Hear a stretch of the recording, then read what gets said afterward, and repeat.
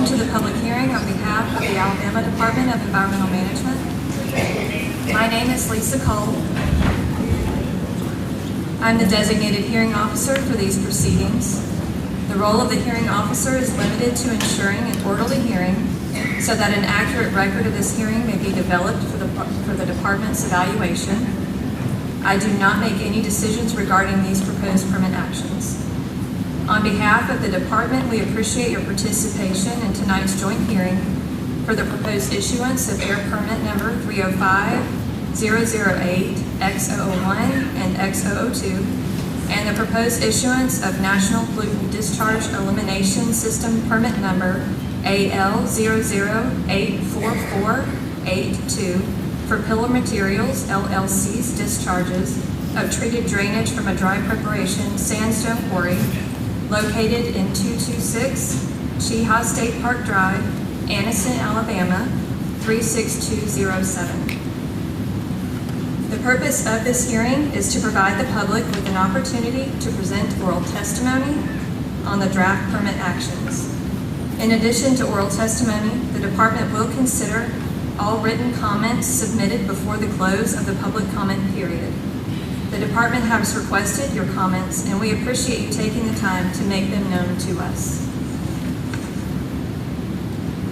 On November 29th, 2023, notice of the date, time, place, and purpose of this hearing was posted on the department's website. In addition, the department sent notice of this hearing by email to individuals and organizations who had previously requested advance notice of permit proceedings. A copy of the notice and email distribution list will be entered into the record of these proceedings.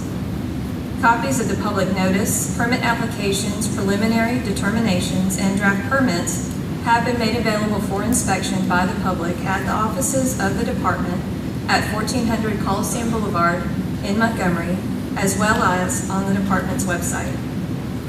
This hearing is open to the public, and anyone wishing to present oral testimony or submit a written statement may do so.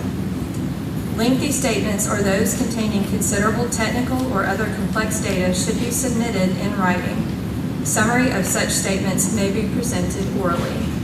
Each speaker will have 5 minutes to present their testimony. All testimony and written comments should be as factual as possible and should address the subject of this hearing. This hearing is an opportunity for members of the public to offer comments to help ensure that all relevant factors are considered before a final permit decision is made. Please be advised that the department is limited in factors it can consider when making permit decisions and must base the determinations only on whether the permit applicant has satisfied those requirements of applicable environmental statutes and regulations granted to ADEM by the legislature. Persons giving testimony may be questioned by the hearing officer or other department staff to clarify points and to develop a better understanding of what is being presented. This proceeding tonight is not an open forum as in a question and answer session. This hearing is an opportunity for you to submit comments that you wish the department to consider in the final review of the permit application. However, you may pose a comment in the form of a question, which will be compiled and addressed by the department in its complete response to comments. In addition to oral testimony, written comments may be submitted on the proposed permit actions. You do not have to make an oral statement tonight in order to have your written comments considered by the department. Written statements may be submitted to the hearing officer tonight or delivered to the department in Montgomery, as directed in the public notice for this hearing. All written statements previously submitted and those received by the department before the end of the public comment period will be included in the hearing record. It is important to note that written comments submitted through postal or electronic mail are given the same consideration as those that are presented in person at this hearing tonight. All oral and written testimony will be included in the hearing record. After giving full consideration to the hearing record, the department will make its final decision on the proposed permit actions and develop responses to comments for the draft permits. The hearing record, final permit determinations, and responses to comments will be posted to the department's e-file system. This hearing is being captured by a court reporter to develop a transcript of this hearing for review by the department. In addition, the entire proceeding is being recorded on video to be posted on the department's YouTube channel to make it accessible to the public. Now let us move on to the purpose of this hearing, the receipt of public comments. The order of appearance of persons giving testimony will be as follows. First, a representative of the department's Air Division, then a representative of the department's Water Division, then a representative of a representative of Pillar Materials, LLC, then any elected officials or their representatives who have registered to speak prior to the start of the hearing this evening. All remaining members of the public will be heard in the order in which they are registered on site at this hearing. I now recognize Ms. Pam Hunt to present a statement on behalf of the department's Air Division. Good evening. I am Pam Hunt, Chief of the Construction Materials Section, which regulates permitting, compliance.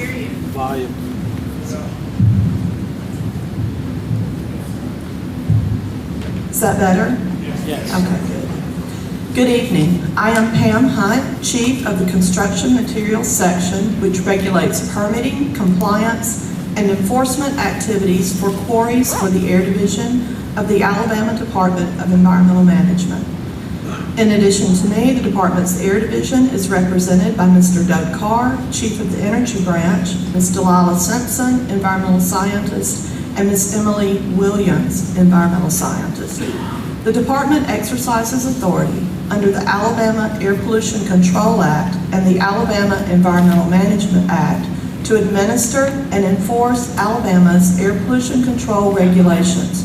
The department also has the authority to implement federal air pollution control regulations. Pillar Materials, LLC has applied for an air permit for a facility that involves the crushing, screening, and conveying of limestone. These processes contain equipment that would be subject to federal new source performance standards. These regulations were developed by the United States Environmental Protection Agency and are uniformly applicable across the country. The department administers these regulations in Alabama.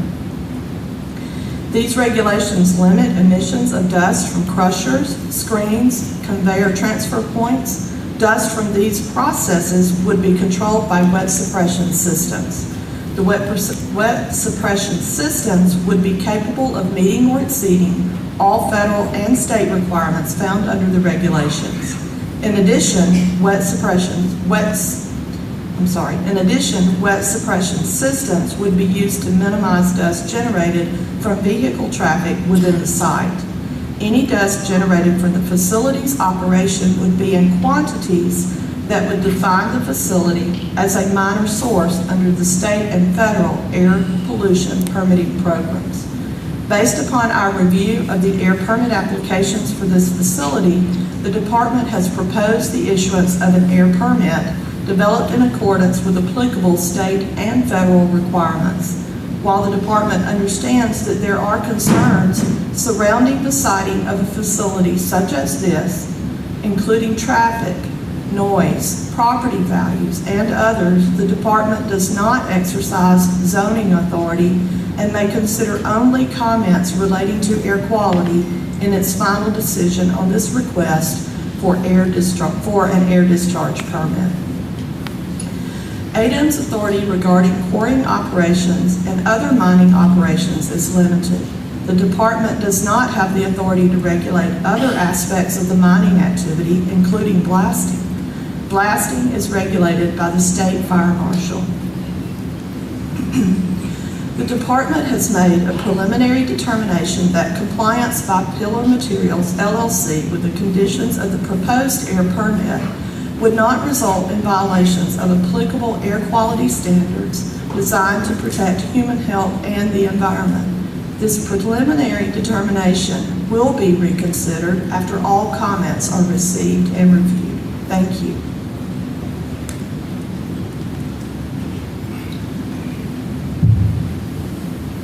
I now recognize Ms. Angie Boatwright to represent a statement on behalf of the department's Water Division.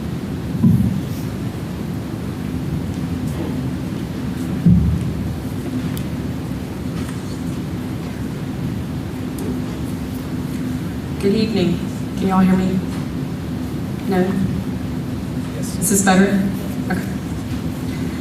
Good evening. My name is Angie Boatwright, and I'm a Senior Environmental Engineering Specialist in the Mining and Natural Resource section of the Stormwater Management Branch in the Water Division of the Department of Environmental Management.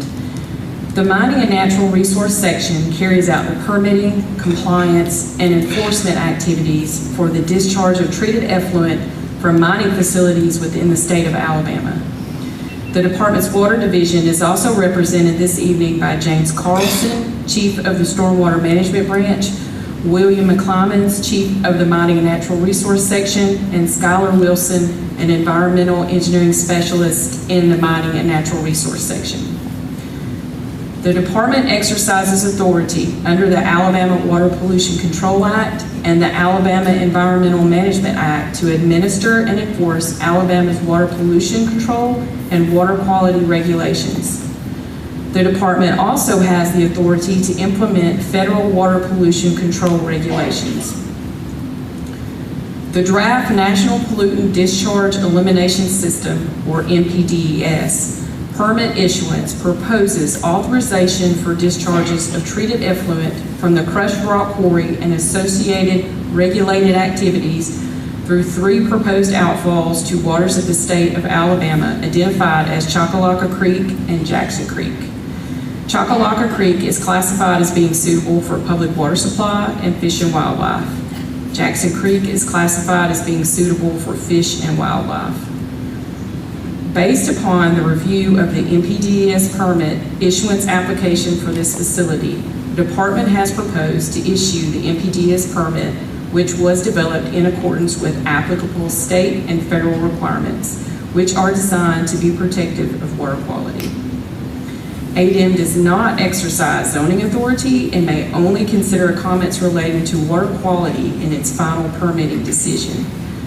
Similarly, ADEM understands other legitimate concerns may be held by the public, including truck traffic, property values, aesthetics, proximity to residents, noise, and blasting. ADEM's authority regarding mining operations is limited to the regulation of the discharges of effluent to waters of the state.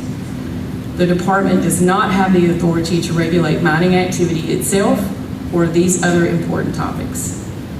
The department has made a preliminary determination that compliance by Pillar Materials, LLC, with the terms and conditions of the proposed NPDES permit will not result in violations of applicable state water quality standards, which are designed to protect human health and the environment. The preliminary determination will be reconsidered after all comments are received and reviewed. Thank you.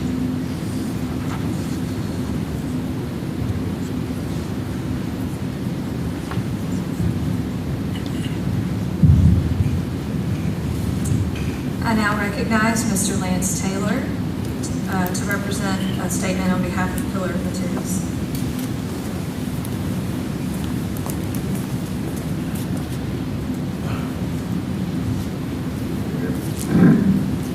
Everyone hear me okay?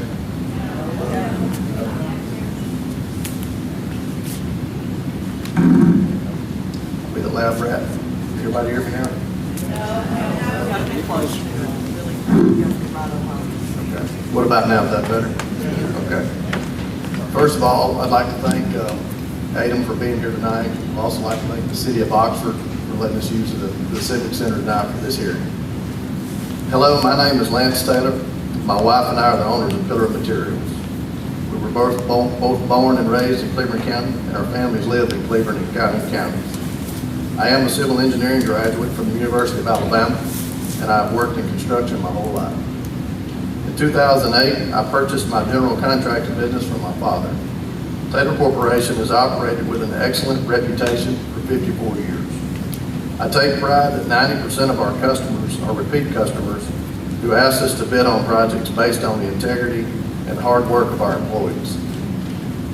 We have built many civil site projects in the area such as Honda, Choccolocca Park, Talladega Superspeedway additions, and the Cider Ridge subdivision. In addition, we have performed many environmental projects, building and upgrading wastewater treatment plants for Anniston Water Works and Sewer Board, the city of Jacksonville, and companies such as Cook Foods and Tyson Foods. As these plants discharge treated wastewater into their closest watersheds, ranging from the Cahaba, Coosa, Tallapoosa, and the Tennessee rivers, to even Choccolocco Creek, no one understands better than me that the quality of treated water needs to be monitored and maintained to a high degree. In addition to wastewater projects, we have also performed numerous environmental remediation projects for various chemical companies in the area, mainly PCB cleanup. My vision for opening and operating a quarry comes particularly from the dramatic aggregate price increases in our area over the past 12 years. Aggregate prices in the U.S. have increased around 47% on average during that time period. But in this area, lack of competition has fueled a price increase of over 250%. I care that this not only affects general contractors like me, but also concrete, asphalt prices, farmers, our cities, counties, our state, DOT, and consequently, everyone in this room. I have worked on the quarry permits with a group of qualified engineers for over a year, and these permits meet or exceed all ADEM requirements. ADEM has reviewed and amended the draft permits, and Pillar Materials will uphold every requirement listed in each permit. I strive to always do the right thing, but one thing I always do is keep my word. I know it's difficult to put blind faith in someone you do not know, but I can assure you that I will be a good neighbor, and Pillar Materials will be a benefit to this community. Thanks. We will now proceed to the receipt of public comments from elected officials. First, I recognize Mr. Danny Shears, Calhoun County Commissioner.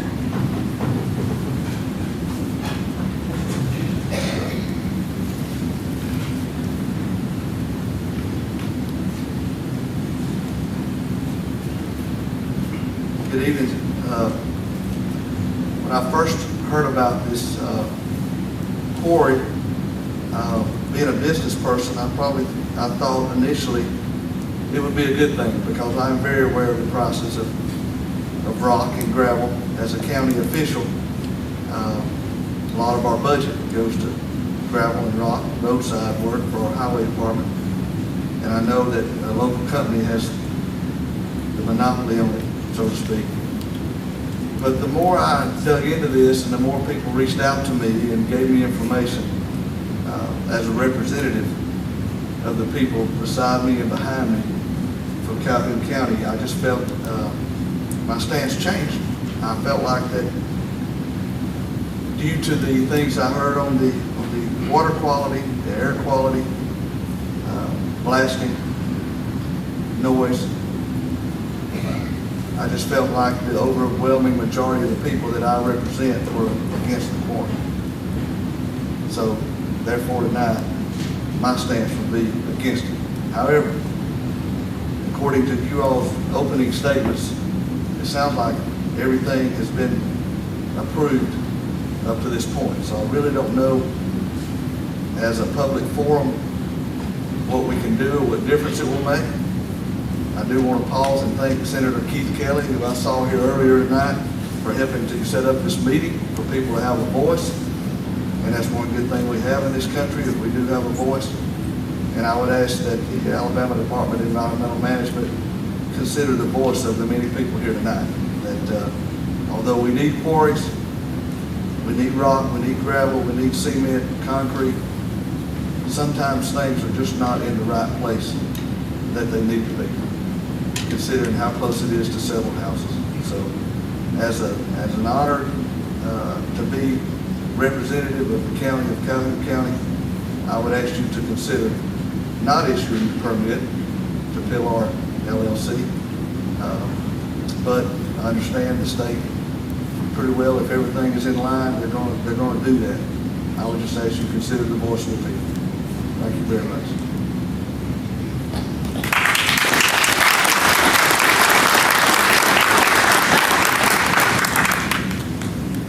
Next, I would like to recognize Belinda Kilgore of the Cider Ridge HOA.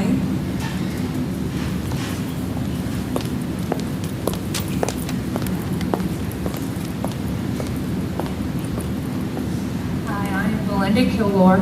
I'm a member and board member of our HOA of Cider Ridge, and I'd like to thank you tonight for being here and listening to our voices.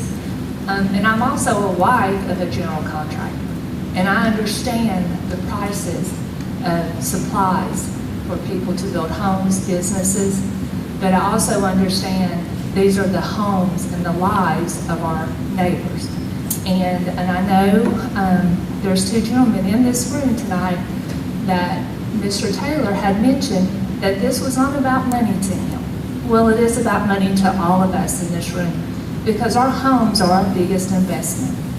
And that is something in with Cider Ridge, Sunny Eve area, we have families from young families with young children to, families that 80-year-old couples that live in our area. And this is their home, and they take pride in their home. And I just, of course, we are against the quarry. And then also, we're worried about the PCBs. That's everybody's aware here in Calhoun County, and they're dominant right now. But when you start shaking this earth that God has created, it's going to stir up. And it's going to stir up more than PCBs. And so, but anyway, I would like to say thank you for being here, and please consider not allowing this quarry to happen. Thank you.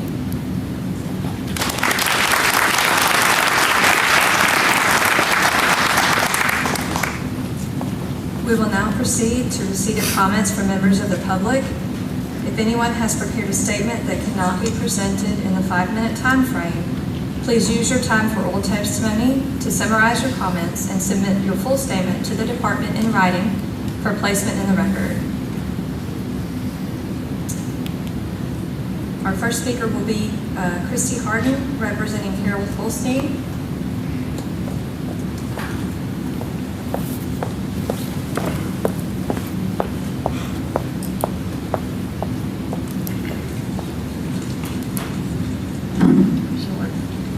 Hear me? Can you hear me now? It might be better if you hold the microphone closer to your mouth. Sorry about that. No problem. Thank you for being here. My name is Christy Harden. I'm representing myself tonight, but first, my first time slot is to represent Dr. Harry Holstein, Professor Emeritus of Archaeology at Jacksonville State University. I would like to read in part a letter that Dr. Holstein submitted to me just last week on January the 19th. To whom it may concern. The following letter expresses my deep concerns that the proposed Oxford Quarry, and I'm shortening that because this is the Oxford 431 Quarry, will negatively impact significant cultural resources and archaeological sites within the project area.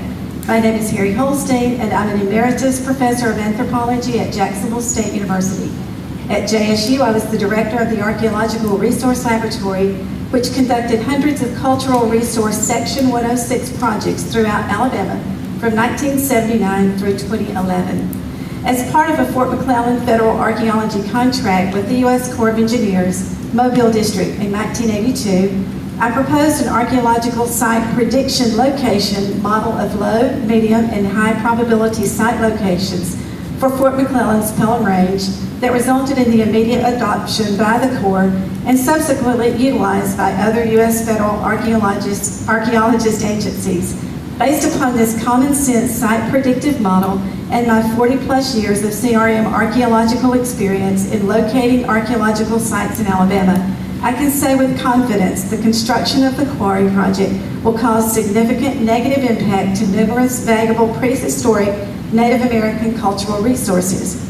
For instance, based upon my predictive model, one should expect to find that along the floodplain of Chocolaco and Jackson Creeks in the northeast corner of the project area on landforms such as terraces, natural rises, and high probability locations for substantial multi-component Native American village sites and or campsites. Every permanent Native American village site that I have investigated always contained human remains, which will present additional Native American Graves Protection and Repatriation Act human burial issues to the proposed quarry site. Another cultural resource, which I assure you will be located with high probability within the project area, are Native American sacred stone structure sites. This assumption is based on my nearly 40 years of experience of investigating these ubiquitous Alabama and North American Native American stone structure sites. Stone mounds, stone walls, stone prayer seats, animal effigies, and other stone architectural monuments are an integral part of the Native American, Creek, Cherokee, and most, if not all, Native American cultures. In 2007, the federally recognized United South and Eastern Tribes passed the Sacred Ceremonial Stone Landscape Resolution, which specifically recognized the cultural importance need for protection of these sacred stone structure sites. I have visited, investigated, and officially documented hundreds of these sites with the Alabama State Site Files. In fact, I have visited and recorded several sacred Native American stone structure sites on properties immediately adjacent to the project area on Chockalaka Mountain and nearby Signal Mountain behind the Sam's Club. In 2009, a large stone mountain JSU recorded was destroyed, leading to community protest, multiple legal and Native American cultural issues, and Native American sacred stone structures will most likely be found along the slopes and ridge tops within the actual quarry location and should be avoided at all costs.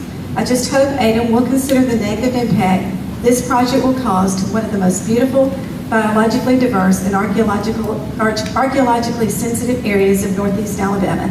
If I can be of other assistance to you on the matter, please feel free to contact me. And Dr. Holstein issues his personal contact information for you in this. That's all I have for Dr. Holstein, but I do have my own speaking time. You want me to proceed? You can proceed. Thank you. So my name is Christy Harden. I'm a resident of Cider Ridge in Oxford, and I live nearby the Quarry area. Through Google Earth resources, we have established using the viewshed tool, major negative impact, and the beauty of the area will be destroyed. Generational homes in the Sunny Eve community will have a front row seat to the blighted remains of what was once a lovely ridge of potential historical significance. The application for the permit states there is no provision for reclamation of the disturbed areas. This is located on page 7 of 19, taken from the application. I've attached the viewshed rendering of how visible the operation will be from various areas around the Sunny Eve community, and that will be within my packet I turn in. The applicant also stated on page 6 of 19 that the operation will not be located in Indian or historically significant lands. We have found no record that a survey has been undertaken to determine this, and would ask, how does the applicant know this? It is established through USGS topographic resources that there are many questionable sites of historical significance on the proposed quarry property, which should be reviewed. Please see attached gray shade map of aerial selected potential sites. Each circle on that map indicates an anomaly in the topography, which would merit a closer look to determine if, in fact, these are religious significance to indigenous peoples who were here before us. It's also established via the prior survey of the Chockalaka Creek Davis Farm project. In the preface to the report, which was submitted March of 2023, that it's reasonable to assume that the area to be surveyed extends well beyond what has been completed. Due to the fact, and this is a quote, due to the fact that data from other sites in the region is still lacking, the data recovered from the Davis Farm project may provide a strong chronological framework for further definition of cultural phases in the future. The map is attached that will show the Alabama Indigenous Mound Trail, which goes right through basically the quarry property. I request that ADEM require an Alabama Historical Commission Phase 1 survey prior to the consideration of the quarry application or allowing any excavation to begin on the proposed quarry property. As Dr. Holstein stated to me, and I quote, "Please let anyone know I can say there will be significant sites upon portions of this property that most likely will contain Native American human remains." That alone should bring into play the Native American Repatriation Act. One last note is that we did note in the application that Mr. Taylor had asked for 24/7, 365-day operations. He has stated to my husband and to others he does not plan to operate that way. We would submit that the application needs to be changed to reflect what he's actually telling the public. Thank you again for this time, and I would like to submit this entire report, even the parts that I did not read.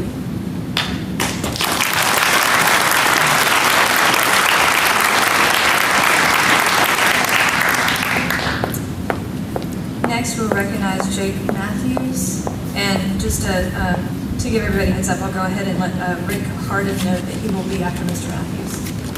Come on, Rick, where's Rick? Come on, Rick, and Mama let him go before me.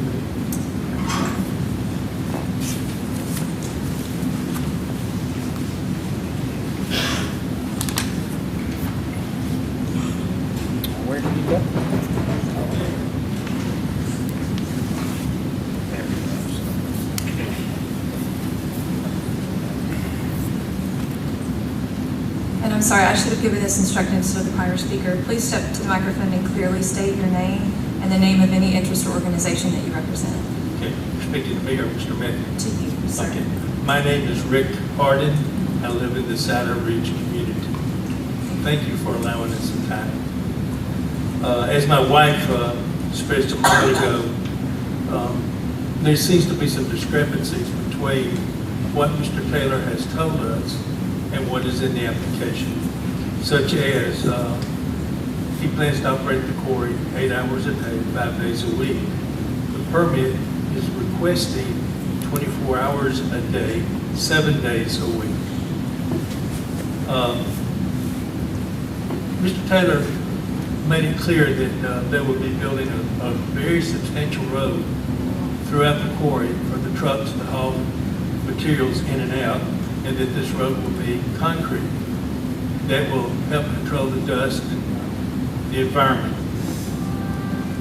The application applies for a gravel road or chert road. Those in dry days can create a lot of dust and dirt.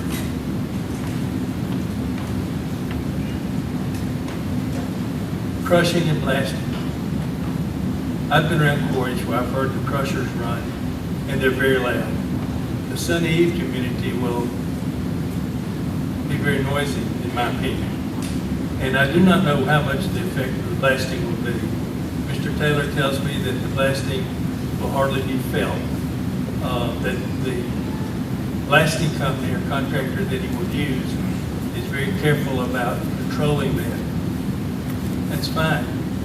But Mr. Taylor has formed 2 different corporations. He is an owner of the company that will own the property and assets, a second corporation that will actually operate the quarry. So he's created layers of buffers to protect himself from liability. I suggest to Mr. Taylor, or if you could do this in your application, to require Mr. Taylor to put his own assets and dispose them in a way that should someone be harmed, they have some remedy, someone to sue and collect. As it stands right now, it appears that if someone's harmed, they have no one to go to. It appears that the road that will be the entrance to the quarry is going through a wetland, in my opinion. It looks like a wetland. Even in the driest days, it seems to be holding water. I call that a wetland. I don't know if he'll harm that wetland or he's going to turn that area into holding pond number 3. There are 3 holding ponds or outflow ponds, 1, 2, and 3. Pond number 2 seems to be, in my opinion, within the city limits of Oxford. I don't know if Oxford's been approached about rezoning that as commercial or industrial or ever how that is done. Got another minute. Thank you.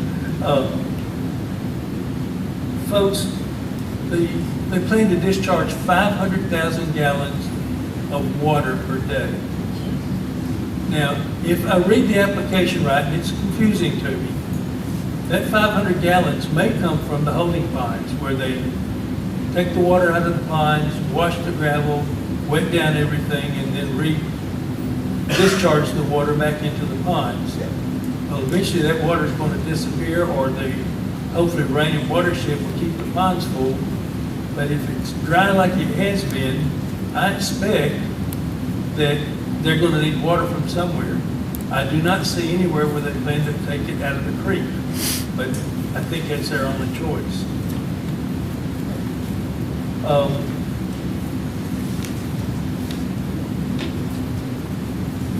That covers all my things. I want to thank you for your time, and I appreciate y'all coming tonight.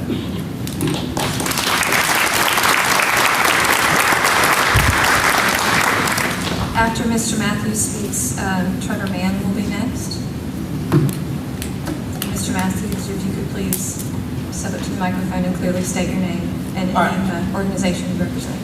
My name is Jake Matthews, and I am an adjoining landowner, and I'm also an attorney. A couple of comments, but I want to just present some photographs for your review. May I approach?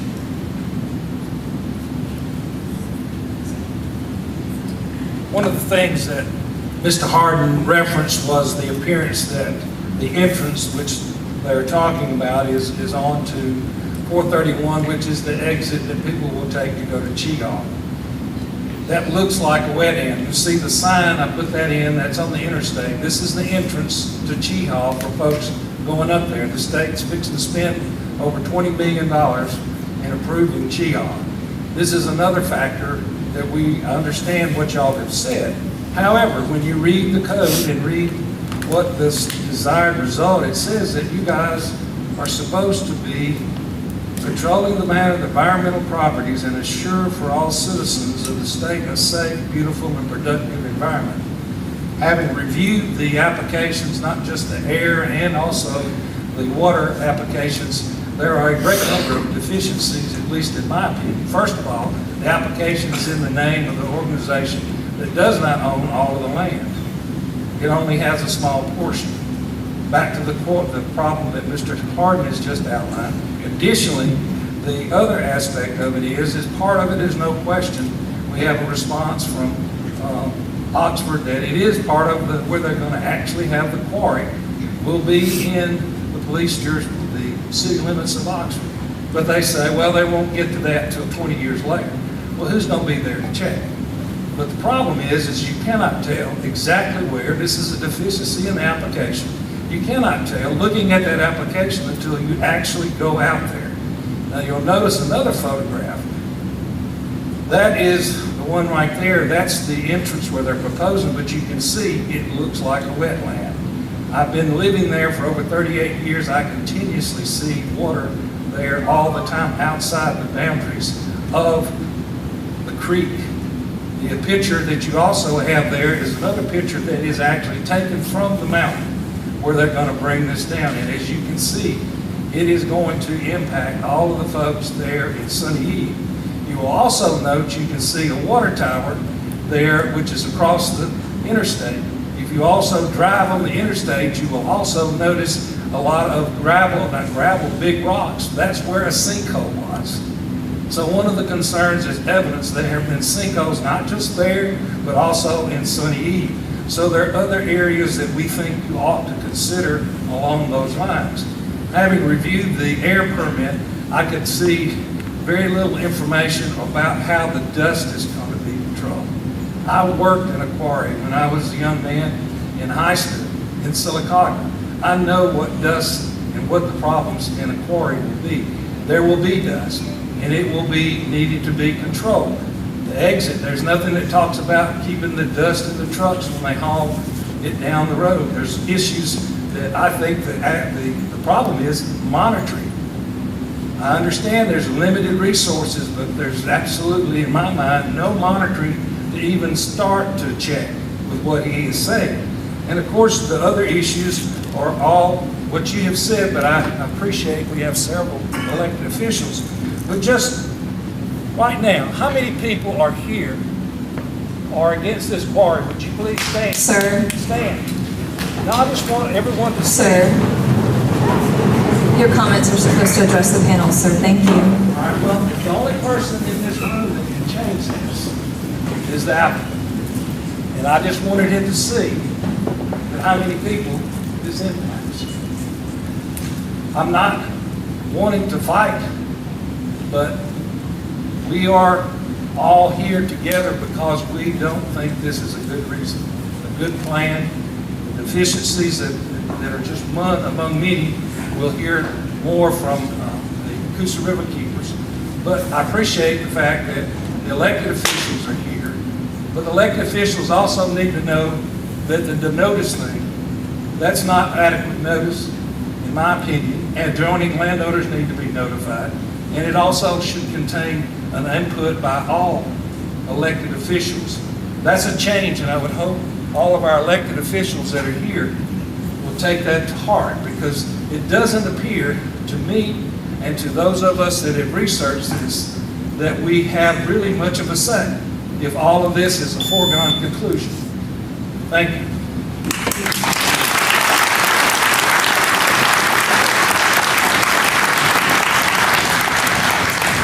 Our next speaker will be Trevor Mann, and behind him, Joseph Jones.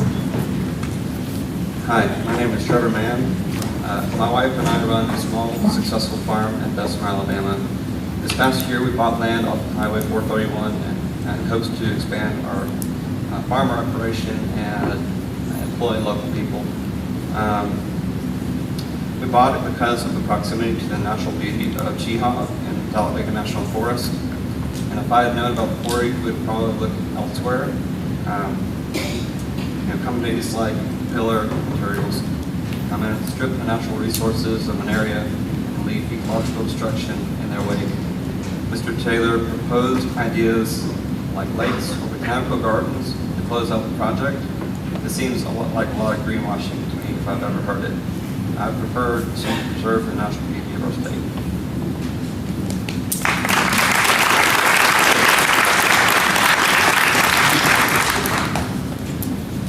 Joseph Jones. After Mr. Jones will be Ronnie Norden. Yeah, my name's Joseph Jones. I bought some property on. Sir, if you can either hold the microphone or get very close to it. Okay, Thank is you. that better? Yeah. Yes. Yeah, my name's Joseph Jones, and I purchased some property last year off of County Road 431. A beautiful place. But after learning about this, Quarry, then I was somewhat bothered.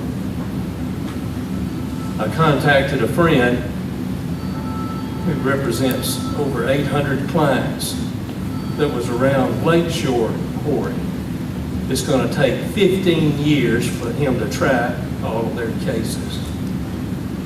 Some of the cases have been tried and they've reached some settlements.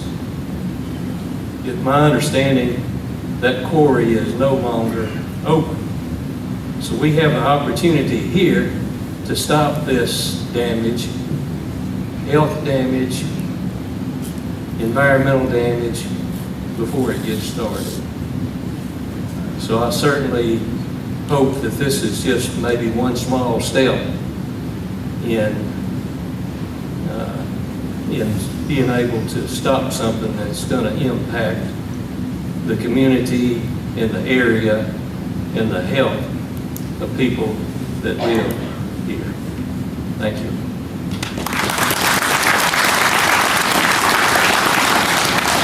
Next we have Ronnie Norden, and just after him, Justin Overton. My name is Ronnie Norden. I live in Sunny Eve, and my wife and children are part of the fourth generation. I am representing anyone who opposes the quarry. I am opposed to the quarry for two reasons: the risk to our health and the risk to our homes. As a health professional, I can tell you there are serious risks to our bodies, especially our lungs. When you open OSHA's website, you read, breathing in very small, respirable crystalline silica particles causes multiple diseases, including silicosis and incredible lung disease that leads to disability and death. Respirable crystalline silica also causes lung cancer, chronic obstructive pulmonary disease, and kidney disease. Exposure to respirable crystalline silica is related to the development of autoimmune disorders and cardiovascular impairment. These diseases are life-altering and debilitating disorders. Annually, thousands of people across the United States are affected. You may not be able to see it, but you're certainly breathing it. Respirable crystalline silica, also known as RCS, is categorized and monitored as PM 2.5, fine particulate matter, 2.5 micrometers or smaller, and PM 10, 10 micrometers or smaller. Both sizes are inhaled and can go directly to the lungs and bloodstream. Quarry blasting, crushing, and hauling operations emit high levels of this carcinogenic particulate matter. Visible dust is also created by front-end loaders, transfer conveyors, excavators, bulldozers, and utility vehicles. I know that wet suppression is in place, but no process is perfect. In particulate matter will escape. Particulate matter containing RCS is easily carried in wind currents and can remain airborne for long periods of time. Particulate matter 10 or PM10 can be carried up to 30 miles, while PM2.5 can be carried hundreds of miles from the source. These greater distances can affect homes in our city, our county, and even beyond. We have homes that are a stone's throw away from the proposed quarry, as well as hundreds of homes that are a mile or less from the quarry, and my home falls in that category. According to the EPA, there is no evidence of a safe level of exposure or threshold below which no adverse health effects may occur. The closer you are to the source, the exposure will be higher and the risk will be greater. Other factors that are included, winds and weather conditions. I know most of us remember our drought this past year, and we're still in a drought, with many areas going with little to no rain for 60 days or more. Do you remember how dusty it was? How ponds and other water sources dried up. With the heat, wind, and no rain, this could cause much more particulate matter containing RCS to easily be widespread throughout our area. The dangers of RCS silica relieves us with a lot of questions. How many air quality monitors will there be near the quarry site or even on site? Who will monitor RCS in our communities of Sunny Eve, Cider Ridge, and our city of Oxford? Who will monitor the air quality on our land, in our yard, and inside our houses? I'm sure I know the answer to that question, and that is no one. No one will be there to monitor how much respirable crystalline silica we're breathing. When this carcinogenic dust blows past the fence line of the quarry property, then I'm sure it's not their responsibility anymore. They will do nothing about it, and there will be no recourse for the citizens of Oxford. Most of the research I've read shows quarries have a bad reputation with poor self-monitoring and breaking multiple rules and regulations on a frequent basis. If you don't believe me, do a little research and you will find it's true. I respectfully ask that you not approve this permit. The body of evidence confirming the negative effects of a quarry on our land, water, air, and our homes has already been proven by the large number of quarries that have been built, causing multiple problems near homes in our state of Alabama, as well as quarries throughout our country. Thank you for coming to Oxford, and I'd like to thank our county commissioner for standing up today, Danny Shears, for us here in Oxford and our county. Thank you, sir.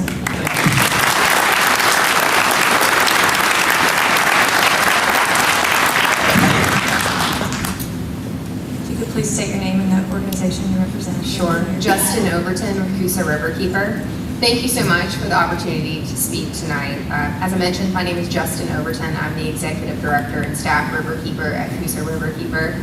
Coosa Riverkeeper is a citizen-led river conservation nonprofit that works to protect the Coosa River and its tributaries in Alabama, including Choccolocco Creek and Jackson Creek.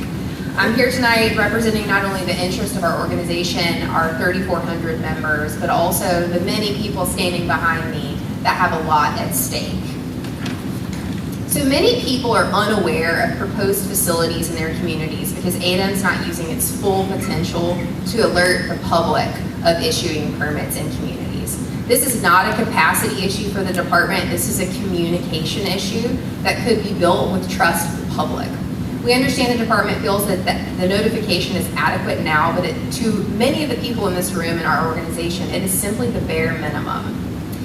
For instance, we received a forwarded email from a quarry opponent notifying us that ADEM would be extending the original deadline.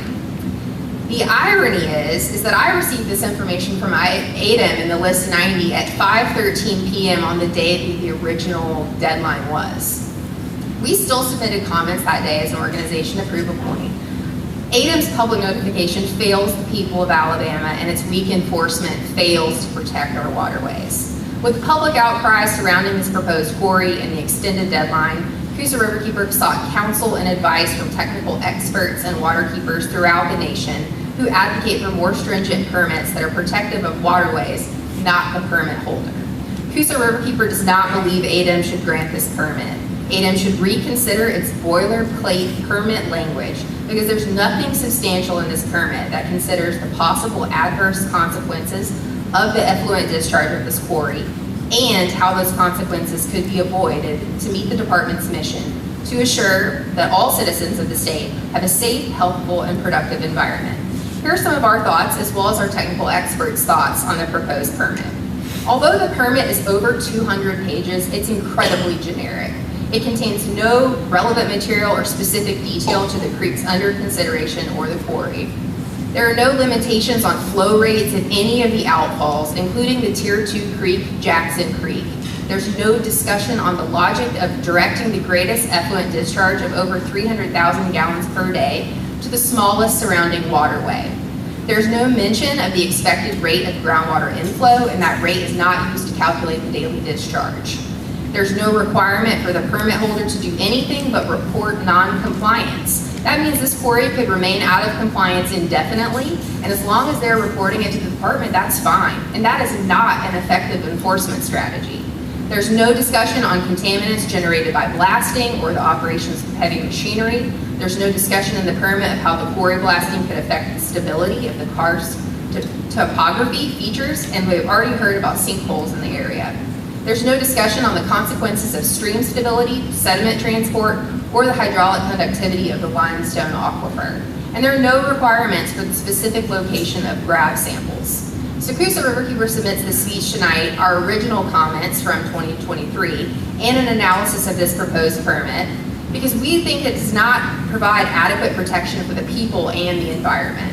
The analysis submitted tonight was conducted by Dr. Stephen Emmerman, a world-renowned expert in hydraulic modeling, geophysical interpretation, geostatistics, and scientific translation. Other members of the Coosa Riverkeeper team will be speaking more about the monitoring requirements and permit limitations, but thank you for your prompt attention to this matter, and thank you to all of you. Thank you for being here. Thanks.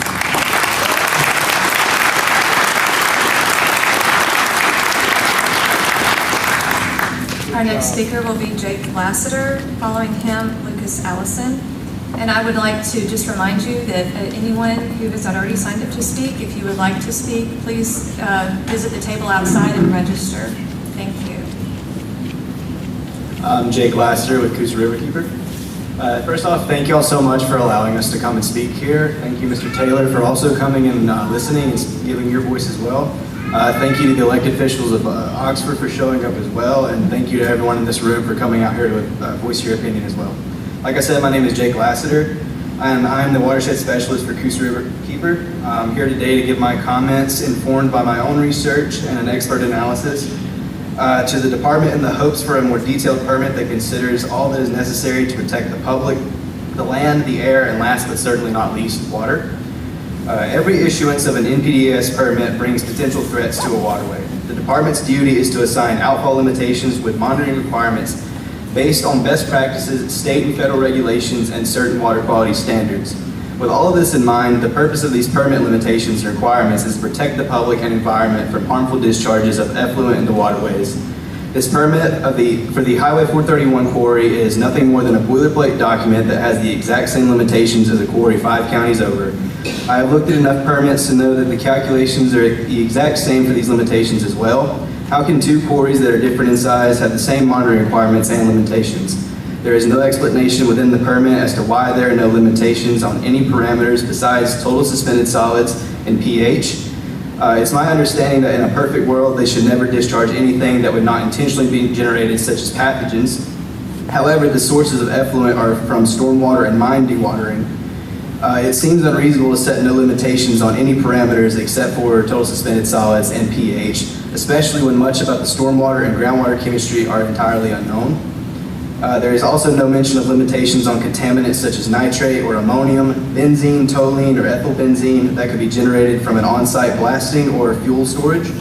It is unclear as to what information in the NPDES permit constitutes a certification that pollutants are not present in the waste stream, and why the chemicals involved in blasting or the operation of heavy equipment could not potentially be present in the waste stream.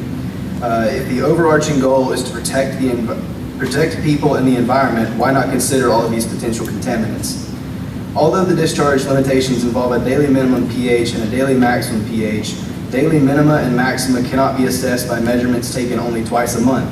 Although these discharge limitations involve a monthly average for total suspended solids, as well as a daily maximum for total suspended solids, these monthly averages and daily maxima simply cannot be assessed by measurements carried out twice a month. If there are literal limitations on the daily minima and maxima, those limitations could only be assessed by measurements made hourly or at most every several hours. Why not use a continuous monitoring device that could take these measurements hourly? Could it be so that the facility operators could no longer pick which data they self-report? In addition to the monitoring requirements for pH and total suspended solids, the facility also has expected averages for their discharge. In these averages, biochemical oxygen demand, total iron, total manganese, and total aluminum are factored in. However, these are just expected averages for the outfalls, but there's no explanation as to how they play into the discharge itself. There is also no requirement to do anything except report noncompliance when it occurs. Thus, the quarry could remain out of compliance indefinitely, so long as it reports its noncompliance. It's disturbing that the facility can continue discharging while being out of noncompliance. There are no requirements to the locations that the quarry will collect their grab samples from, meaning that the facility could avoid non-compliant measurements simply by collecting samples sufficiently downstream from the outfalls. There should be considerable discussion as to how the possible adverse consequences of effluent discharge will be monitored. There should be considerable discussion as to what actions will be carried out if these adverse consequences occur. There should be discussion as to the circumstances under which further quarry dewatering or effluent discharge would be at least temporarily inadvisable, even if the quarry was acting within its permit limitations. Ultimately, it is my belief, and as well as Coosa Riverkeeper's belief, that the department should revisit this proposed permit and provide more detail within the permit as to how non-compliance will be mitigated. It is also our belief that the permit does not consider all aspects of the discharge limitations or the adverse effects that exceeding those limits could have on Choccolocco Creek, Jackson Creek, and the surrounding communities. Thank you.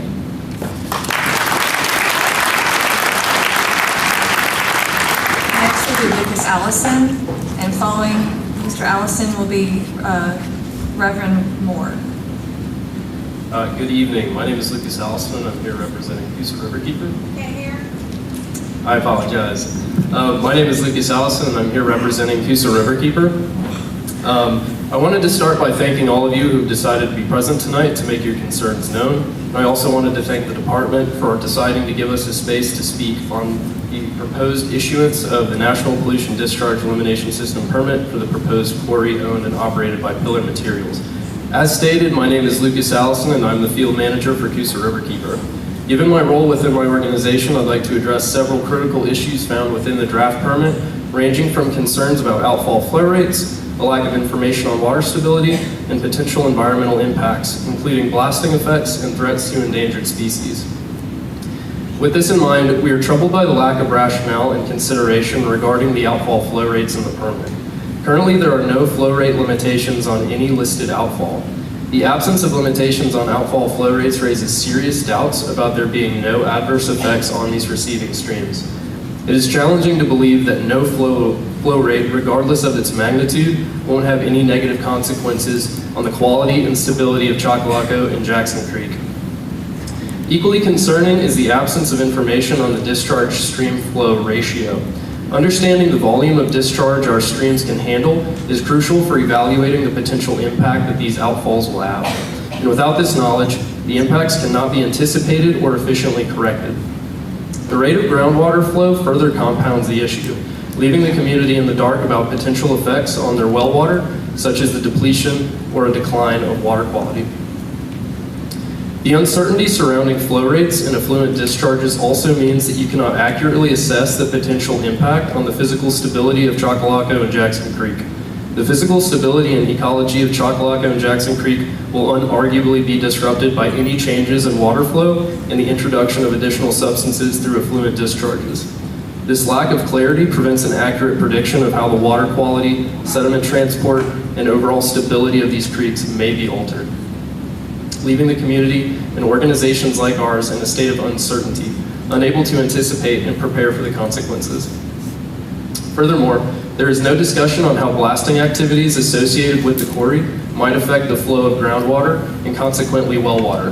In karst landscapes like ours, blasting activities could alter underground aquifers by creating fractures and new pathways for water to move through, which will affect the availability, quality, and stability of well water sources. Additionally, the risk of sinkhole formation adds to the concerns about the integrity of well water in the surrounding area. Folks that are dependent on well water should not have to be concerned with declining quality or abundance for the sake of another company's profits. Lastly, there appears to be a disregard by ADEM for threatened and endangered species such as the blue shiner. This species, exclusive to only 4 watersheds worldwide, including Chocolaco Creek, is already at risk. Neglecting to thoroughly assess potential impacts on the blue shiner's habitat and survival, including changes in water temperature, dissolved oxygen, and sediment transport, not only jeopardizes this threatened species, but reflects a common and stark failure to preserve Alabama's biodiversity and uphold environmental standards. In conclusion, these concerns highlight a concerning gap in the department's evaluation and permitting process, and raise questions about the effectiveness of ADEM's oversight. It is clear to me and many others that a comprehensive and transparent assessment of the proposed quarry and its environmental impacts has not been completed. To ensure the fulfillment of your environmental responsibility and to safeguard the long-term welfare of our community, I urge you to not only consider these concerns, but to do what is necessary and correct these oversights. Thank you.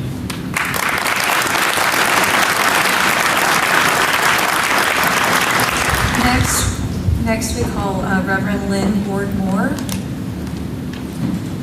And following Reverend Moore will be Billy Moore. He's following me, make sure I don't fall. Hello, I'm Reverend Lynn Ward Moore. I live on Deborah Lane in Oxford, and I represent... Get closer to the microphone, I'm sorry. Do I need to get closer? I thought I was shouting. Sorry. Thank you. Thank you. All right, little adjustment here. I have to hold it. I'm Reverend Lynn Ward Moore. Thank all the excellent speakers that we have had.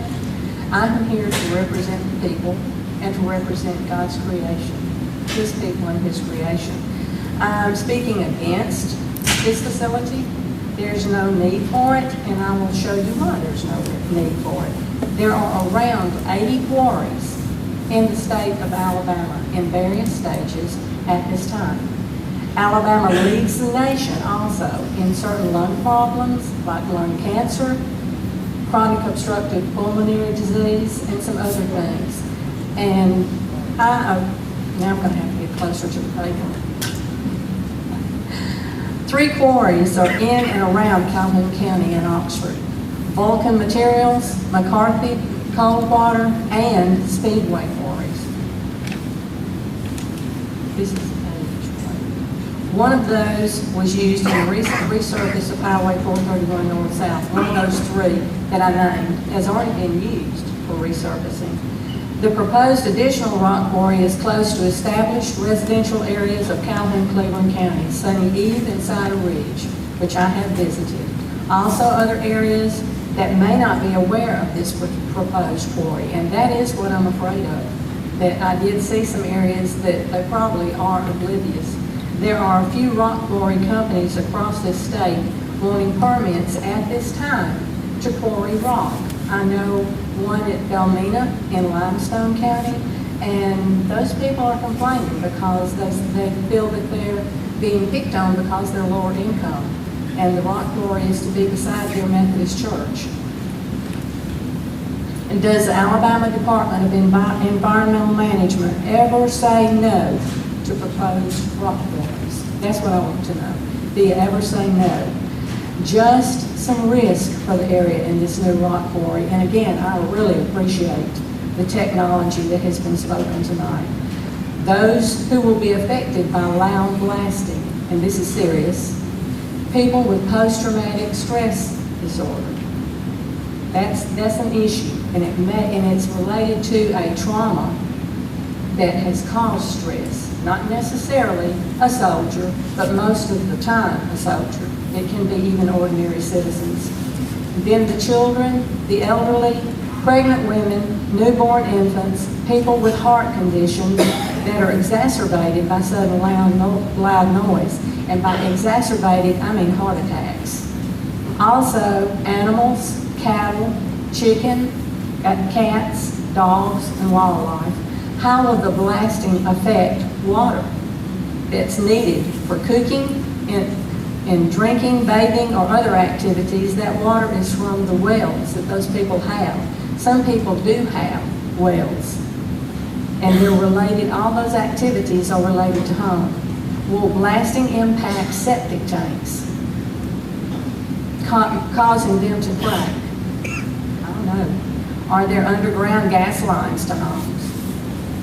Spire, I think it's our local gas facility that may be impacted by close blasting that causes tremors underground. Looking ahead, how will silica impact the quality of meat and milk from cattle that feed on grasses exposed to silica, as that has already been mentioned? Or eggs laid by hens that walk around in yards pecking on the soil or grass. Now, I will write extensively. I'm going to send in my comments, especially about silica. It's going to be sent. Will it be okay, like tomorrow? It's going to be okay if it's sent in tomorrow, right? It's extensive. About 5 p.m. tomorrow, yes, ma'am. Okay. How will it negatively impact activities of daily living by all residents close to the quarry, whether waiting on the school bus, washing the car, cutting grass, and painting homes, etc.? Silica being fine particles. All people depend on the quality of their surroundings to sustain them in good health. What some consider minor distractions become major distractions and problems for others. As I said, I will be sending you extensive information on silica. Thank you. Thank you all for your excellent comments.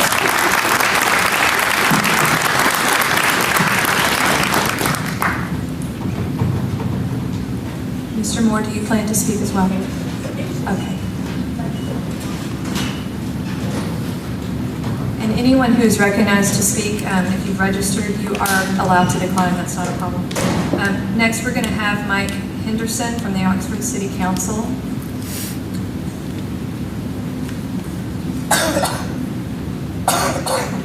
And after Mr. Henderson will be Terry Payton.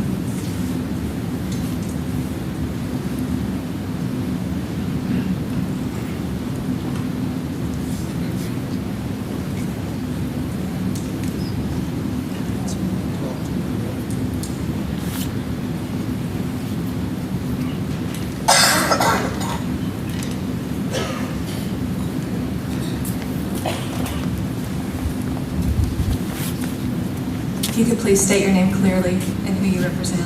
Sure. My name is Mike Henderson. I'm with the Oxford City Council. I'm here tonight to speak on behalf of the Oxford City government. I have with me tonight Councilmember Stephen Wades, Councilmember Sharp Hubbard. I just left the council meeting that we just concluded a few moments ago. That's why I'm a little late. I'm sorry I missed previous comments. I'm not here to speak on technical knowledge or whatever. I'm here to represent these people sitting back here. That's what I was elected to do, and that's what we were elected to do. The city government of Oxford has passed a resolution to oppose this project. Our city attorney will be writing a letter to ADEM, making you aware that we have passed this resolution, and we'll also ask you to oppose this project. These people here have made significant investments in their property, in their homes, in this community.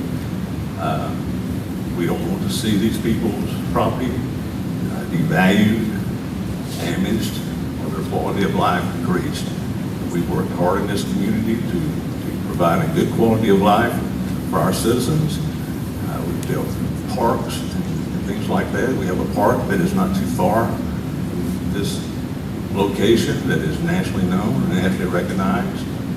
We don't want this project to negatively affect this project, this park. We don't want it to negatively affect these people's homes or devalue their homes. We want to make sure that we are here representing these people as the voice of these people and their investment in our community and for the good of our community. I know that sometimes when you have public hearings, you do those out of a necessity. Sometimes you don't really listen. I'm not saying y'all particularly, I'm just saying public hearings are just a formality. But the formality or whatever,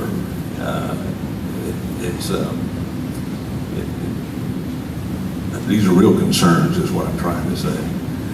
I don't have a speech written here, so y'all bear with me a minute here. So these people have real concerns. They're concerned about their investments. We don't want to see anything happen to these investments. And we know that Ms. Moore here mentioned some other quarries here. We have another quarry that is located near our middle school. We get complaints all the time about that quarry. The trucks damage our roads. Blasting has damaged foundations. Lawsuits have been filed, lawsuits have been settled, and there's no course of action. Our concern is the same thing could happen here. There could be a slip up, there could be a problem, there could be an issue, as in a lot of cases, and there could, whatever incident might happen, it's a oops, we're sorry, you can sue, you can do this, but, there's nothing we can do about it, are you? That's the easy way out. It's just to prove it and just move on.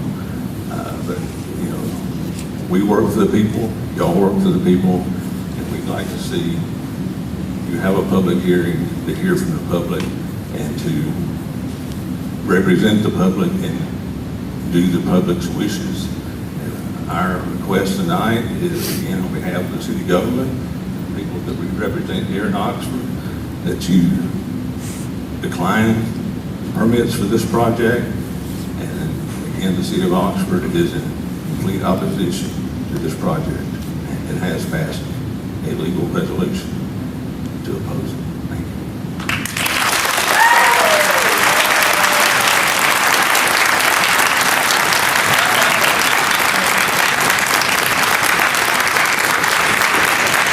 Mr. Terry Payton. Following Mr. Payton will be Walter Branning.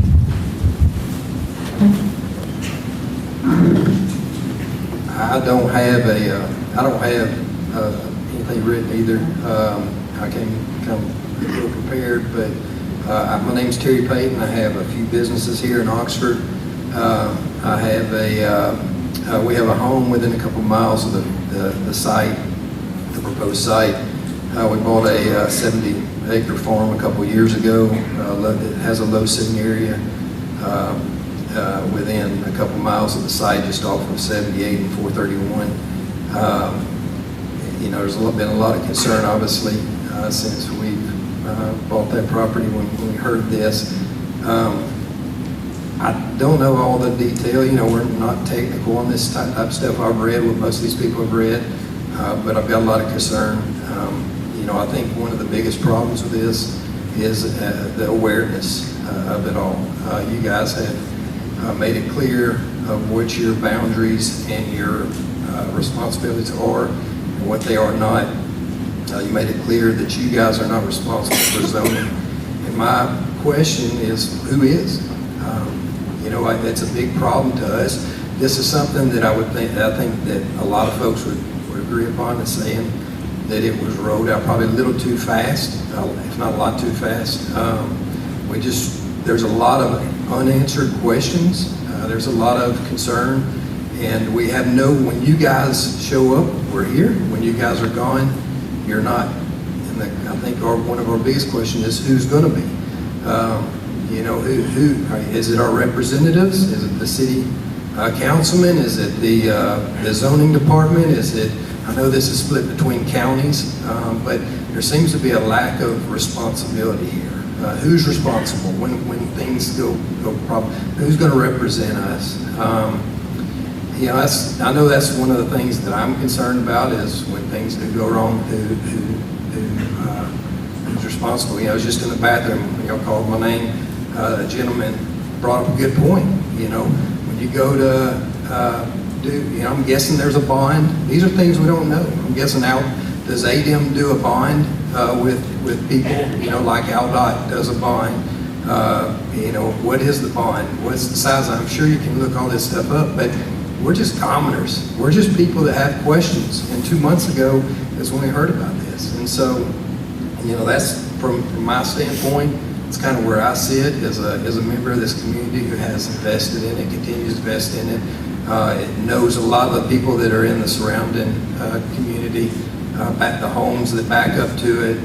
These are good people, and they've spent their life preparing for, you know, preparing for where they're at now. And so we just want accountability, and we feel like, was it ADEM's fault that the accountability failed? Probably not. Y'all did y'all's job, I'm guessing. Is it a local official's fault? I don't know, but that's what I think the brakes need to be pumped, and so that we can get those questions answered. And so, you know, once again, when you guys leave, there's talk online, and there's a lot of back and forth, but there's just so many answers. And again, it was not long ago. So, you know, when this stuff happens again, I've got some of the same questions. When the roads are broke, when the blasting happens, when the low area on my property starts, when fish start dying, I know who to call, but who's responsible? And who's going to fix that? Who's going to come in and dig? Who's going to come in and clear? Is it going to be the company? They're all questions that we just have for whoever can answer them. Don't know who that is here locally. If you guys can help us understand who to turn to when y'all leave, I sure would appreciate it. Y'all have a good day.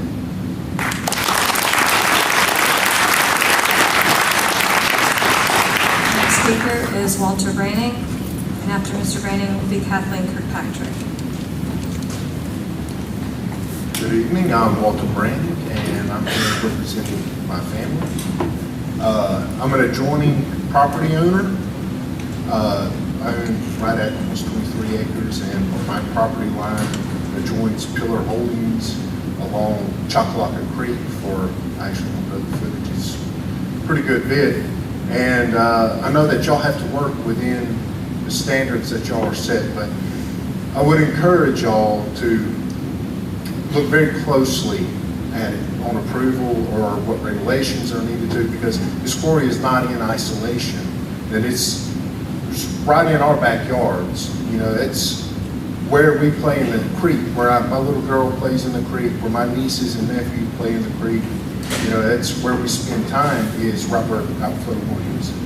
You know, so anything getting dumped in the creek right there, we're going to see it. Now, I know it may get diluted down the road, but right on us, it's not supposed to come out pure. You know, and I know there's going to be settling ponds that is going to catch everything. There's so much that we don't know, and so little has been told to us. And Mr. Taylor's right. You know, a lot of it is having to trust somebody that you don't know, especially when you're getting information third hand. You know, I find out that this is even happening from a neighbor, that I'm about to be severely impacted, and it's going to affect property values. It's going to affect even our quality of life. When we're having to hear a crusher run all the time, you know, it's going to have an effect, especially when I'm working from home, or my little girl, or my wife at home.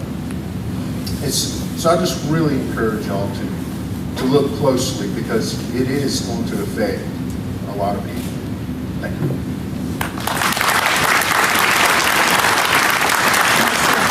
Kirkpatrick. Following Mr. Patrick will be Senator Keith Kelly.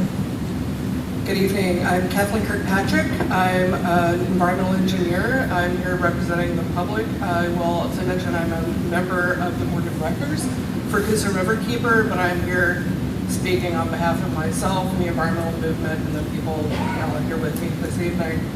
There's been discussion of a variety of different impacts, and I understand that ADEM's current charge is to consider permit limitations and permit requirements and enforcement.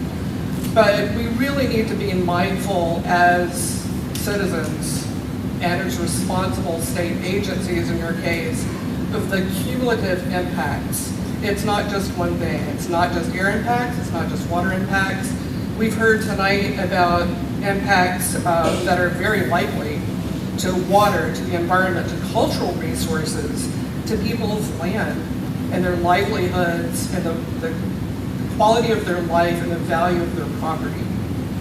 And my overriding question tonight is, if not ADEM, who is ultimately accountable for the accumulation of this multitude of impacts in making this decision? Thank you.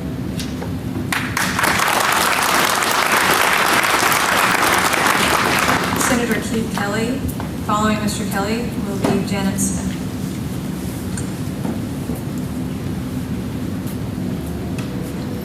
My name is Keith Kelly. I'm the senator for this district. And first of all, I thank ADEM. When we first heard about this, we made the call and requested the extension for the public hearing. And we thank you for granting that so that you could hear what the citizens had to say.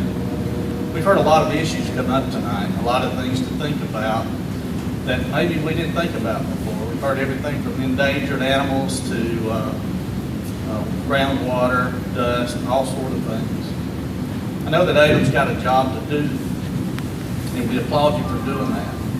We also acknowledge that the federal funding that ADEM gets is designed to try to keep us safe. So we thank you for trying to do that as well. We understand that you've got guidelines you've got to follow. But tonight you've heard from the people. You've heard what the people want. Doesn't sound like there's anything personal going on here. It's nothing against the ones wanting to put in a quarry. It's nothing against being more pro-business. It's their concerns about their livelihood, where it's located, and their lifestyle, their quality of living. You've heard the city government speak of what their concerns are. You've heard the actions that they're taking. We ask you to take their actions to heart, listen to what the people have said, and do what you can to help these people get what they've asked you for. Thank you.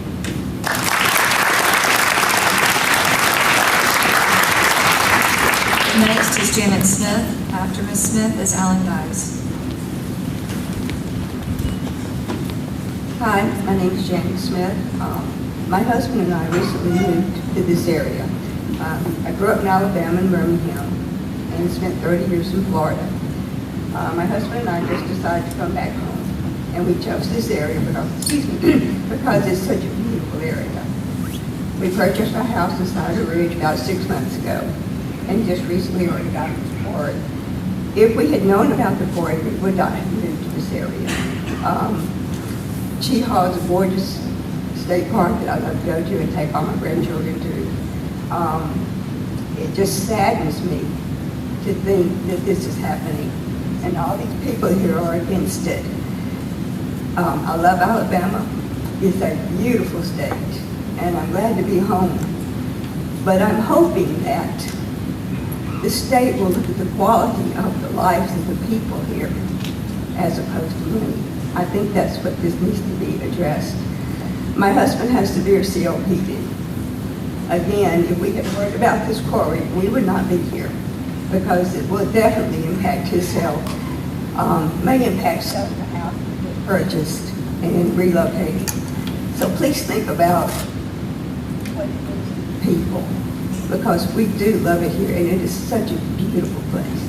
Please don't ruin it.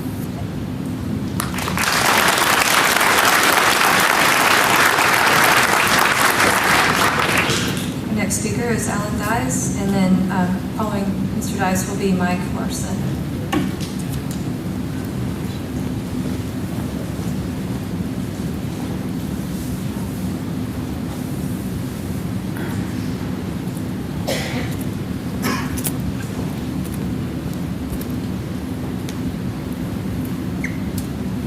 Good evening. My name is Alan Diaz. I work for Homeland Security, Environmental Protection Specialist. I work with ADEM frequently. Get a little closer. I'm sorry, can you hear me now? Yeah. Okay, so I work with ADEM frequently. I'm an environmental protection specialist. NEPA, Clean Water Act, Clean Air Act. I live in Cider Ridge. I have a home in Cider Ridge, and we have one on Buckaloo Bridge Road, which is within about a half mile of the proposed construction site. The deleterious effects that this construction site will have can't be foreseen for years to come. I have geotechnical background for 23 years plus for both seismic activity and things like that. So there's no telling what kind of damage this will do to our houses, our foundations, the slippage of most of our houses up inside the ridge. We're all on slopes, and so any seismic activity, half those houses are going to slip towards an embankment, which will slip off. And not counting the fact that some of the other guest speakers announced that, about wetlands and things like that, and endangered species. There's a lot of protected species. We're right on the national forest there. So there's so many things that can be impacted by one site. Now, I don't know what ADEM did back in the day, but I'm sure that you guys had some involvement in, Eastman and Monsanto, didn't you? You guys probably didn't even think about what the consequences were back in the day about them, but in hindsight, I imagine that ADEM was oops, my bad. So, it's if you don't look at it in the forefront of your brain, and then you try to play catch up 20 years later, the impacts are so greatly. But what about the company? Is there any guarantee that they're going to reimburse the homeowners for the loss of the equity in their homes, the impact that it has on all of our property values or anything like that? There's no telling. I've done seismic investigations, we do monitors. There's been none of that done. No one's looked into any kind of impact, any kind of seismic, because no one's been doing demolition. And, I've been in areas where, they've done fracking and things like that. And so the fracking, there's a 70% increase in lymphoma in the areas where they do fracking, because you have aquifers and things like that, and the materials that come up through the soil. No one has looked into that because you guys have never done that in this area.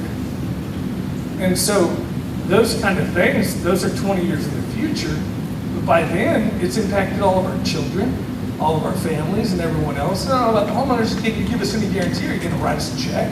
Are you going to give us a $300 billion guarantee that if our homes lose value, or what impact you have? Like you said, you mentioned the NPDES, National Pollutant Discharge Elimination System. The trucking that goes along those routes, they're going to run that mud and stuff. You got storm wastewater prevention program. So the SWIP is not going to cover that. That may cover on-site, mitigation, but it's not going to cover the roads, the damage to our roads, and all those kinds of things. So there's so many things that haven't even been addressed, and it's 2 months, and you're into it, and the company's like, yeah, but I got you. No, you don't. You don't got us. And ADEM's supposed to have us. You guys are the ones. You guys supersede NEPA and the national government. So you guys, it's your job to protect us, the homeowners, the families, and all that. Just look into it. There's got to be, it can't happen in 2 months. You can't issue a permit to these people without having done any investigation. Yes. So I ask you, just consider that. Don't issue the permits. Watch out for the homeowners. All of our houses, all of our equity, our children's futures and all that, you can't know how'd that work out for Monsanto and everything else. So look at the future, not today. Don't issue the permits. Thank you.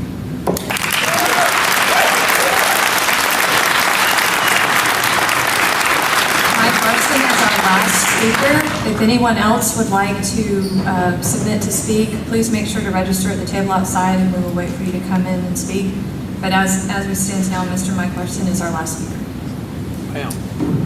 Thank you for coming tonight. My name is Mike Larson. I've got kind of two concerns. One of them has not been mentioned. There's been lots of scientific stuff here that has been mentioned tonight that I could not hold a candle to, and agree with all of it.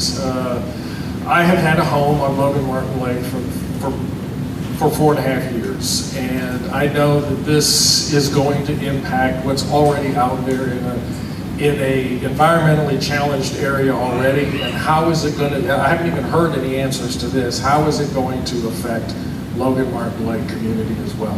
Chocolaco Creek, on any given day, you can pull up and find out if it's even safe to swim near the Chocolaco Creek. Now we're talking about putting more discharge into Chocolaco Creek as well, which can seriously impact the whole region.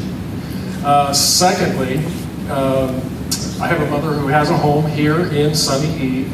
My background has been construction, and more specifically, in the last 5 years, also a foundation professional who repairs foundations. I have personally had to repair foundations from blasting. Temporary blasting of putting in a road or a construction site where blasting was needed to be done. We're talking about blasting now that is going to be going on for years.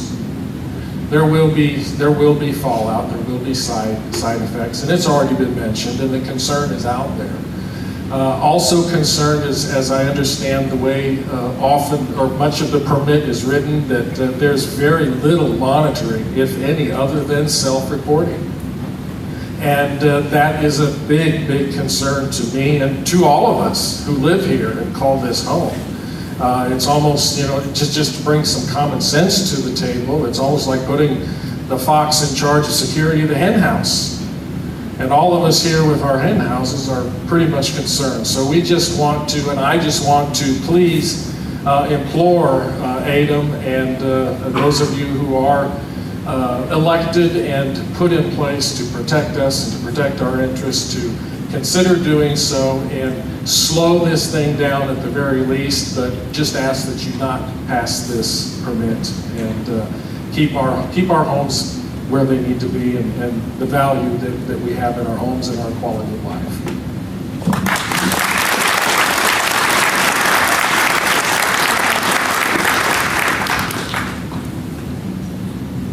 Got one other.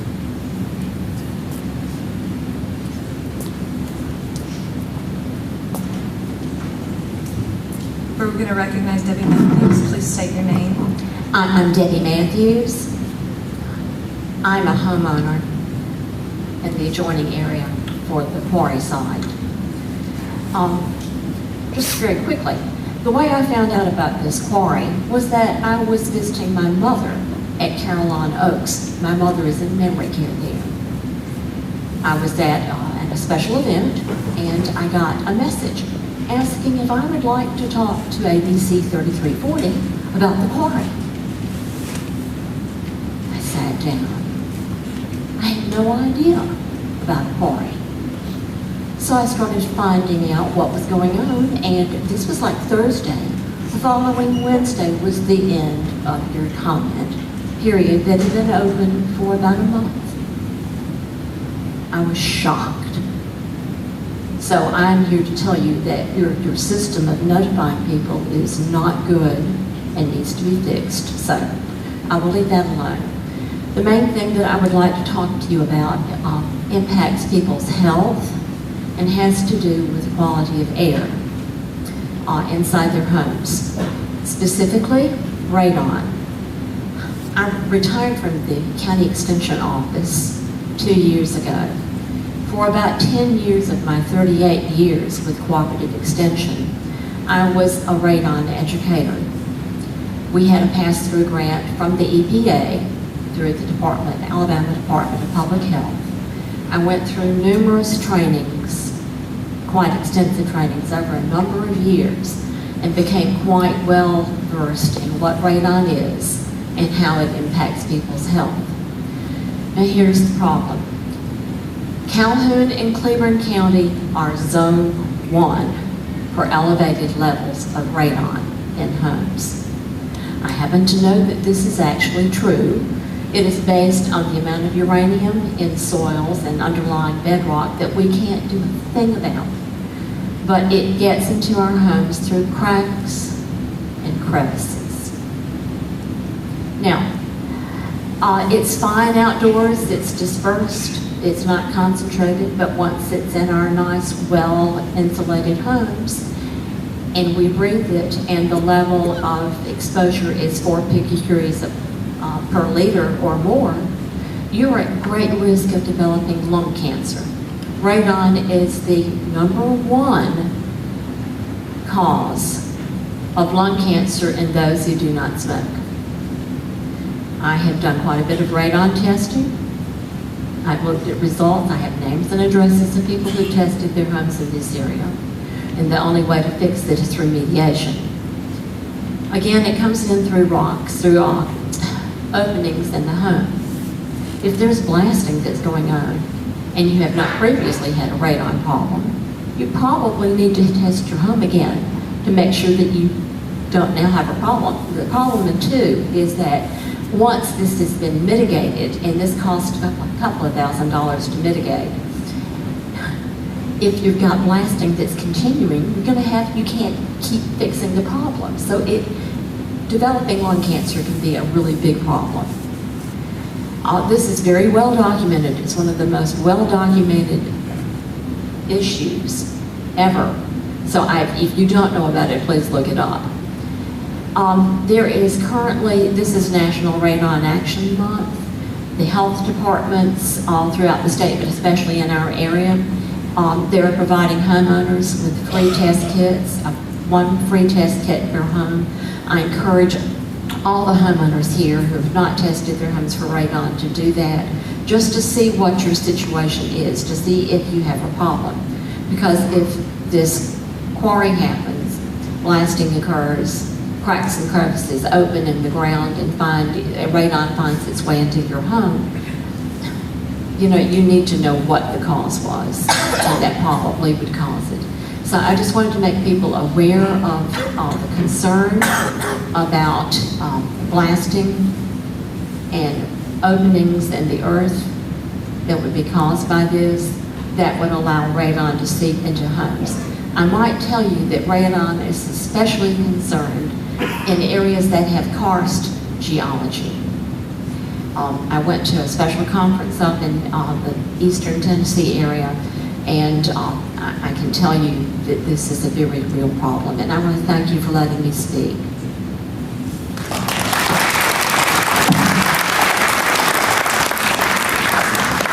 Our last speaker will be Colonel Webb.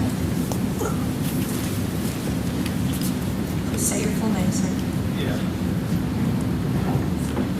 My name is Dale Webb. I'm a retired Army colonel with 34 and a half years service. I'm a Vietnam veteran, and it's been alluded to before, PSTD is a problem. I spoke to Mr. Taylor tonight, and he sounds like a really nice man. But if I was having a bunch of subordinates submit me a plan such as this permit, I would kick it back immediately and tell them to go back and do their homework. It has so many areas that potential failures, and in any plan in the military, and we spend a lot of time working on plans, has a lot of friction once you start forward with your plan. That friction is there's always something that's going to go wrong. So I've done a little bit of research. I've talked to several people. I contacted the sheriff to see if there was any noise ordinances that with the blasting. He says no, not in the county. But he did share this with me.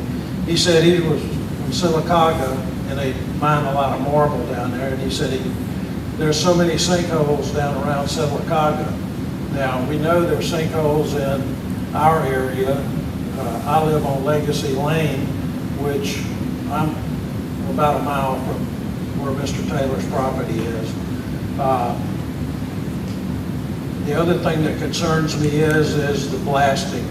I'm no stranger to blasting. I've heard bombs go off, and when you know they're going to happen is one thing, but when you don't know they're going to happen, they can produce heart attacks and a lot of different reactions. Now, we have an elementary school in DeArmondville. It's about a mile and a half from where this quarry is going to be, and they're very impressionable young people there. And so when you start getting these detonations, you can develop children can develop PTSD from being startled and that. And also, we have I believe it's a senior living area that's probably another half-mile away from the school, where you have a lot of seniors that have health issues. And one of the things hadn't been spoken about here, we're in a flyaway for birds. And I know this for a fact because about 1,000 of them visit my house every year, going and coming from wherever they go to. So that's going to be affected.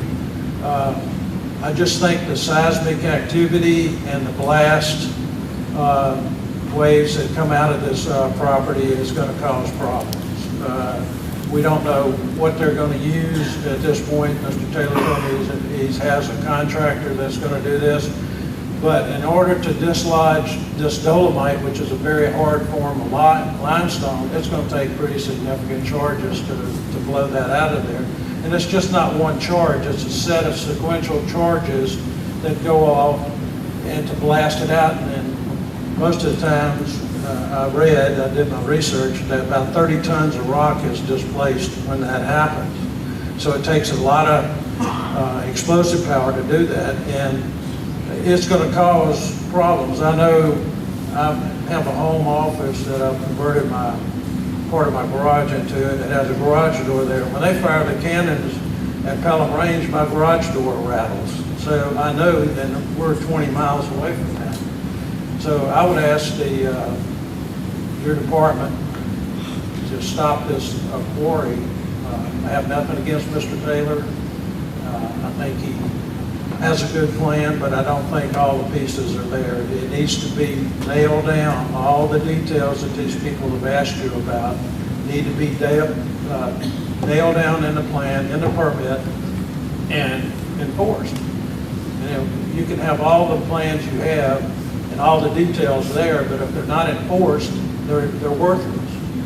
The other thing that I talked to someone about, and I got 42 seconds, if it goes through and our properties are devalued, the tax base for Calhoun County goes down because they're going to have to reassess all our property at a lower value.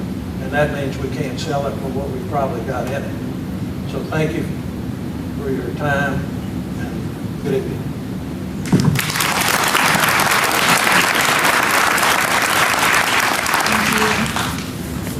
Since there are no other registered speakers, please be advised that the public comment period will end at 5 p.m. tomorrow, Wednesday, January 24th, 2024. All comments must be received at the offices of the department in Montgomery by that time. After all consideration of oral and written comments, the department will make its determinations regarding the proposed permit actions and prepare responses to all relevant comments received. Thank you for your participation this evening. This hearing is adjourned.